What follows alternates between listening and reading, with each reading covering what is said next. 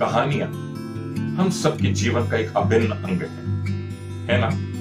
बचपन से लेकर उम्र के आखिरी पड़ाव तक हम कहानियां सुनते हैं, कहानियां बताते हैं, कहानियों में ही जीते हैं। आइए आज आप सबको फिर से कहानी सुनाता हूं। बहुत समय पहले की बात है। एक राजा को किसी ने 2 बाज भेंट किए। बाज या what we call falcon in English. बहुत ही सुंदर प्राणी, बहुत ही अच्छा पक्षी। राजा को बहुत पसंद आए क्योंकि बहुत अच्छी नस्ल के बाज थे।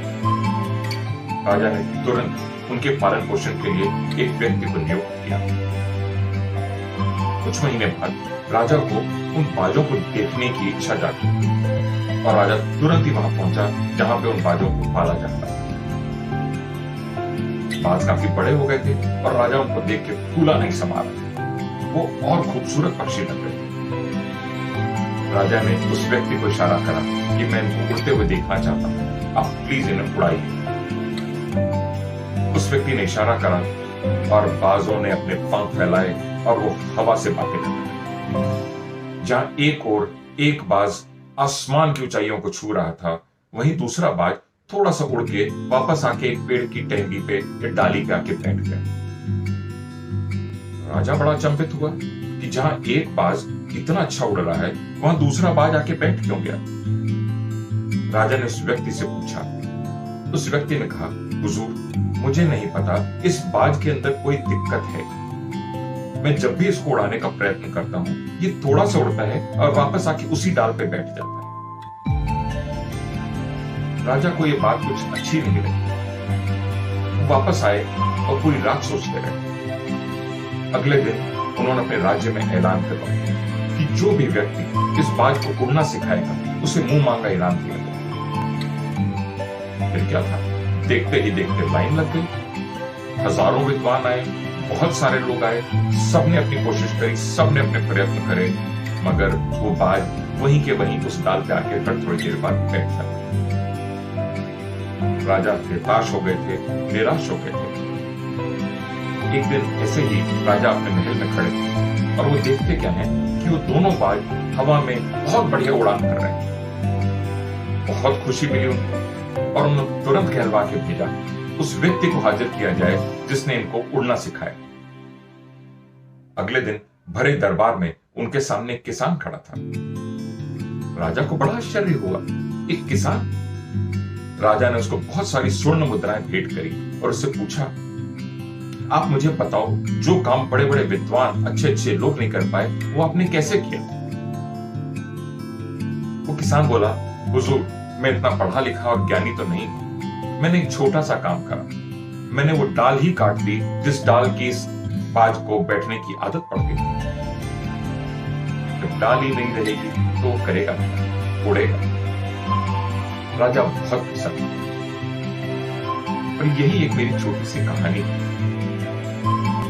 इससे सार क्या मिलता है, इससे सीख क्या मिलती है।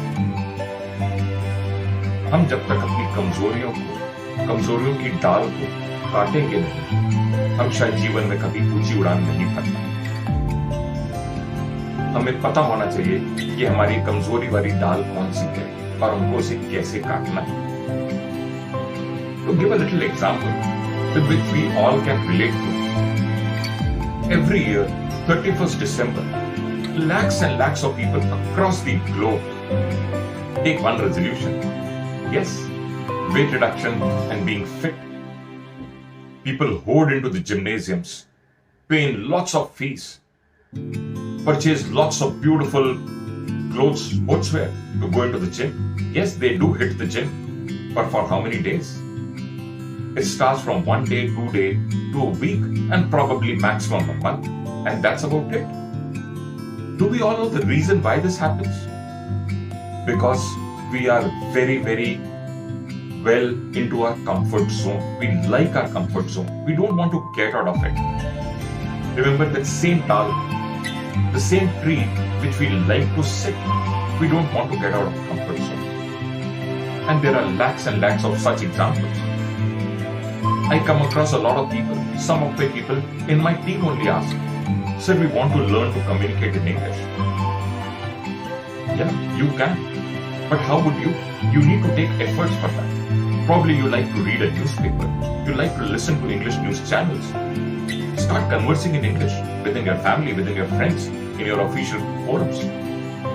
But like चलता है, हिंदी से काम चल रहा है ना, मैं इंग्लिश बोलूं. So that dal weighs very heavy on us. We don't want to come out of our comfort zone. So this story is, once I read the story or I listened to the story, it really touched me deep inside. And I wanted to share it with all of you. That till such time we do not break our shackles, we do not come out of our comfort zone, we'll not be able to fly high. I leave you with this small little thought and would love to hear your feedback in the format for comments. Thank you.